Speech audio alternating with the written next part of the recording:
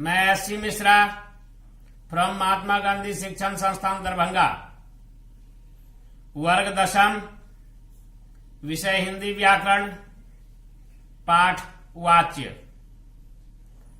वाच्य क्रिया के जिस रूप से यह पता चले कि क्रिया का मुख्य विषय कर्ता है, कर्म है या भाव, उसे वाच्य कहते हैं। जैसे सीता भात खाती है, सीता के द्वारा भात खाया जाता है, सीता से चला नहीं जाता। यहां तीनों वाक्य में सीता भात खाती है कर्तृवाच्य है, इसलिए कि इस वाक्य में कर्ता सीता है और सीता के अनुसार वाक्य में क्रिया का लिंग निर्धारण किया गया है कि सीता भात खाती है, इसलिए यह कर्तृवाच्य है। वहीं दूसरे वाक्य में वह कर्मवाच्य का उदाहरण है कि सीता के द्वारा भात खाया जाता है। वहां सीता के अनुसार सीता कर्ता है, लेकिन वहां कर्म प्रधान है और कर्म के अनुसार क्रिया का लिंग निर्धारण किया गया है। वाक्य में कर्म भात है और भात पुल्लिंग है। नंबर 3, सीता से चला नहीं जाता, यह भाववाच्य का उदाहरण है। इसमें भाव प्रधान होता है और क्रिया हमेशा अन्य पुरुष, एक वचन और पुल्लिंग होता है। हिंदी में वाच्य के मुख्य 2 भेद हैं, कर्तृवाच्य और अकर्तृवाच्य। एक, कर्तृवाच्य जिन वाक्यों में कर्ता मुख्य होता है और कर्म गौण होता है, इसमें क्रिया का सीधा संबंध कर्ता से होता है, अर्थात कर्ता के अनुसार क्रिया का लिंग, वचन आदि निर्धारित होता है, उसे कर्तृवाच्य कहते हैं। जैसे मोहन पढ़ता है, राधा नाचती है। मोहन उस वाक्य में कर्ता है और मोहन पुल्लिंग है, इसलिए मोहन के अनुसार क्रिया का निर्धारण पढ़ता है हुआ है। वहीं दूसरे वाक्य में राधा पढ़ती है, राधा कर्ता है और राधा स्त्रीलिंग है, उनके अनुसार क्रिया का लिंग निर्धारण हुआ है, इसलिए वह वाक्य भी कर्तृवाच्य है।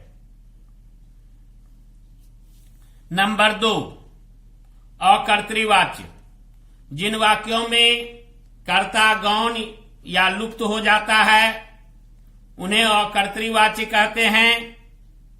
इसके 2 भेद हैं, एक कर्मवाच्य, दूसरा भाववाच्य।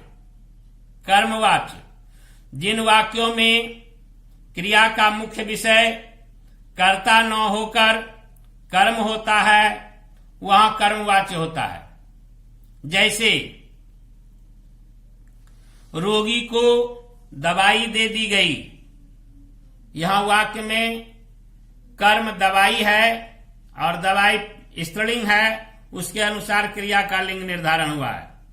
आशा से गाना गाया जाता है, गाना कर्म है, कर्म के अनुसार क्रिया का लिंग निर्धारण हुआ है, अर्थात यह वाक्य कर्मवाच्य है।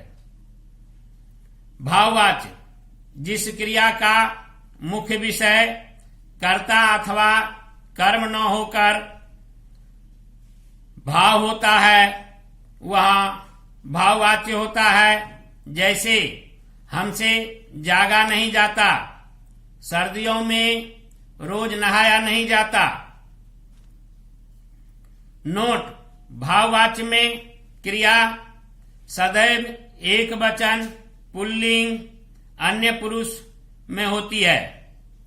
वाच्य परिवर्तन के सामान्य नियम कर्तृवाच्य से कर्मवाच्य में बदलने के लिए कर्ता की विभक्ति के स्थान पर से, द्वारा या के द्वारा लगा दिया जाता है। नंबर 2, कर्तृवाच्य की मुख्य क्रिया को कर्मवाच्य में बदलने पर सामान्य भूतकाल में बदल दिया जाता है। नंबर 3, यदि कर्तृवाच्य में कर्म के साथ कारक चिन्ह लगा है तो कर्मवाच्य में बदलने पर उसे हटा दिया जाता है। नंबर 4, मुख्य क्रिया का लिंग वचन कर्म के अनुसार बदल दिया जाता है। कर्तृवाच्य से भाववाच्य में परिवर्तन के सामान्य नियम कर्मवाच्य से भाववाच्य में कर्तृवाच्य से भाववाच्य में बदलने के लिए कर्ता के आगे से या के द्वारा लगा दिया जाता है। नंबर 2, मुख्य क्रिया को सामान्य भूतकाल की क्रिया के एक वचन में बदला जाता है और उसके साथ जाना धातु का के अन्य पुरुष पुल्लिंग एक वचन में बदल दिया जाता है। धन्यवाद।